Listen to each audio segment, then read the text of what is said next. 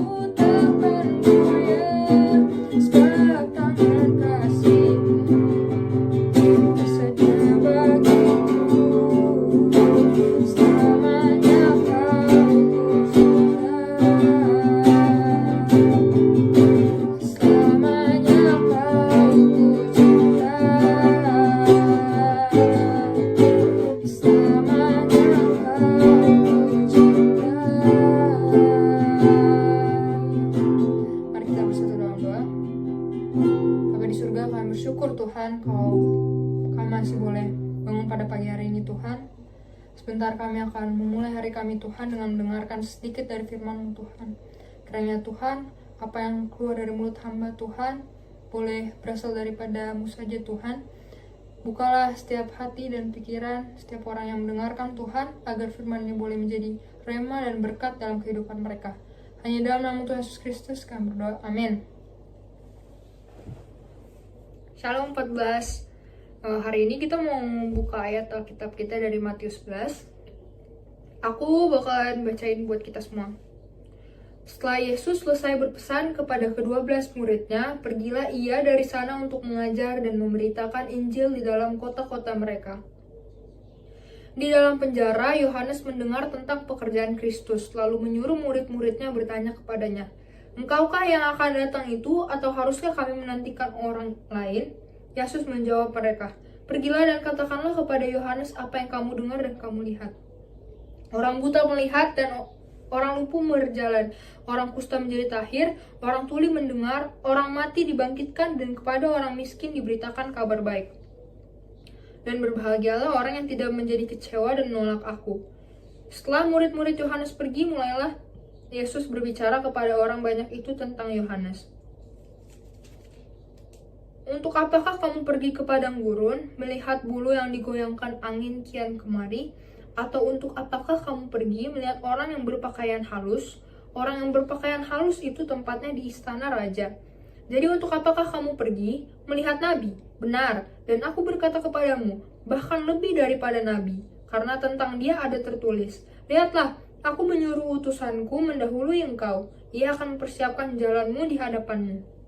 Aku berkata kepadamu, sesungguhnya di antara mereka yang dilahirkan oleh perempuan tidak pernah tampil seorang yang lebih besar daripada Yohanes Pembaptis. Namun yang terkecil di dalam kerajaan sorga lebih besar daripadanya.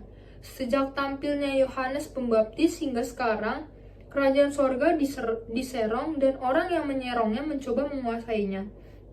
Sebab semua nabi dan kitab Taurat bernubuat hingga tampilnya Yohanes, dan jika kamu mau menerimanya, ialah Elia yang akan datang itu. Siapa bertelinga, hendaklah ia mendengar. Dengan apakah akan kuumpamakan angkatan ini? Mereka itu seumpama anak-anak yang duduk di pasar dan berseru pada teman-temannya. Kami meniup seruling bagimu, tetapi kamu tidak menari. Kami menyanyikan kidung duka, tetapi kamu tidak berkabung. Karena Yohanes datang, ia tidak makan dan tidak minum, dan mereka berkata, ia kerasukan setan. Kemudian anak manusia datang, ia makan dan minum, dan mereka berkata, lihatlah, ia seorang pelahap dan peminum, sahabat pemungut cukai dan orang berdosa, tetapi hikmat Allah dibenarkan oleh perbuatannya. Lalu Yesus mulai mengecam kota-kota yang tidak bertobat, sekalipun di situ ia paling banyak melakukan mukjizat-mukjizatnya. Celakalah engkau Korazim, celakalah engkau Betsaida, karena jika di Tirus dan di Sidon terjadi mukjizat-mukjizat yang telah terjadi di tengah-tengah kamu, sudah lama mereka bertobat dan berkabung. Tetapi aku berkata kepadamu, pada hari penghakiman, tanggungan Tirus dan Sidon akan lebih ringan daripada tanggunganmu. Dan engkau Kapernaum, apakah engkau akan dinaikkan sampai ke langit? Tidak, engkau akan diturunkan sampai ke dunia orang mati. Karena jika di Sodom terjadi mukjizat-mukjizat yang telah terjadi di tengah-tengah kamu, kota itu tentu masih berdiri sampai hari ini. Tetapi aku berkata kepadamu, pada hari penghakiman, tanggungan negeri Sodom akan lebih ringan daripada tanggunganmu. Pada waktu itu berkatalah Yesus, aku bersyukur kepadamu Bapa, Tuhan langit dan bumi, karena semuanya itu engkau sembunyikan bagi orang bijak dan orang pandai, tetapi engkau nyatakan kepada orang kecil. Ya Bapa, itulah yang berkenan kepadamu. Semua telah diserahkan kepadaku oleh Bapakku, dan tidak seorang pun mengenal anak selain Bapa, dan tidak seorang pun mengenal Bapa selain anak dan orang yang kepadanya anak itu juga berkenan menyatakannya. Marilah kepadaku semua yang letih lesu dan berbeban berat, aku akan memberi kelegaan kepadamu. Pikulah kuk yang kupasang dan belajarlah padaku, karena aku lemah lembut dan rendah hati, dan jiwamu akan mendapat ketenangan. Sebab kuk yang kupasang itu enak dan bebanku pun ringan. Nah, yang jadi rema buat aku sendiri itu ada di ayat 29. Aku bacain lagi buat kita. Pikulah kuk yang kupasang dan belajarlah padaku, karena aku lemah lembut dan rendah hati, dan jiwamu akan mendapat ketenangan. Buat kalian yang belum tahu apa itu kuk itu adalah semacam alat yang dipasang di leher sapi atau kerbau. Itu fungsinya adalah untuk menarik beban. Jadi nanti kuknya itu dipasang di leher mereka dan mereka bisa menarik beban itu. Nah, di ayat 29 itu tadi disebut kuk.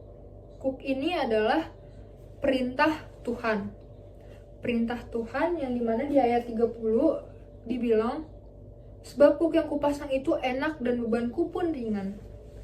Kuk yang baik buat sapi dan kerbau adalah kuk yang tidak mencekik dan tidak menimbulkan rasa sakit kepada si kerbau dan si sapi, walaupun dipakai selama jangka waktu yang lama. Nah, sama seperti yang dijelaskan di ayat 30, sebab kuk yang kupasang itu enak.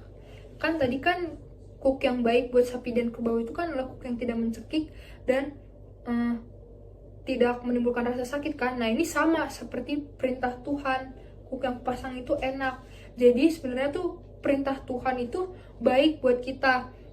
Sebenarnya itu bertujuan untuk kehidupan manusia, bukan untuk kematian. Nah, perintah Tuhan tuh apa aja sih? Cuman ada 2, yaitu kasihlah Tuhan Allahmu dan kasihlah sesamamu manusia.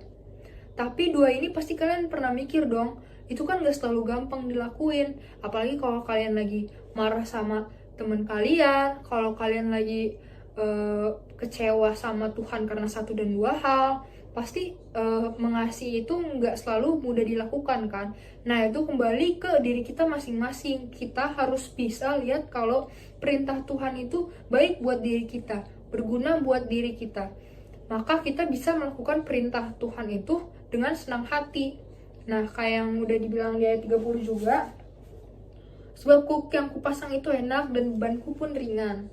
Nah kalau kalian udah pakai kuk kalian itu, kalau kalian udah melakukan perintah Tuhan, yaitu mengasihi sesama dan mengasihi Tuhan Allah kita, pasti beban yang kita rasakan itu menjadi ringan. Saat kita mengasihi orang lain, beban yang kita rasakan itu menjadi ringan. Contohnya, misalnya ada sebuah keluarga, ada pasangan suami istri yang baru punya anak bayi.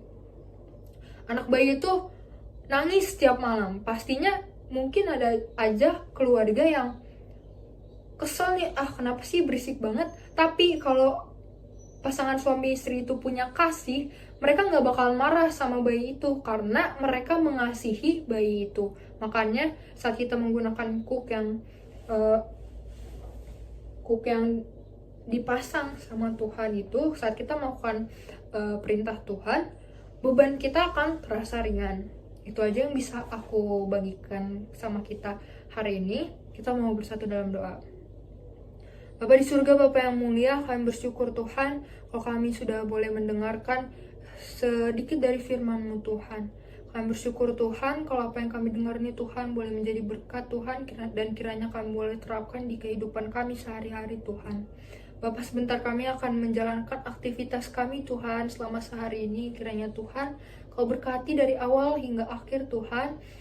Dan kiranya Tuhan Kau boleh menyertai kami dalam setiap kegiatan kami, dalam setiap presentasi, ulangan, kerja kelompok, dan lain-lain Tuhan. Kiranya Engkau boleh campur tangan Tuhan. Hanya di dalam nama-Mu Tuhan Yesus Kristus kami berdoa. Amin. Give thanks with a grateful heart. Give thanks to the Holy One. Give thanks because He's given Jesus Christ, His Son. And now let the weak say,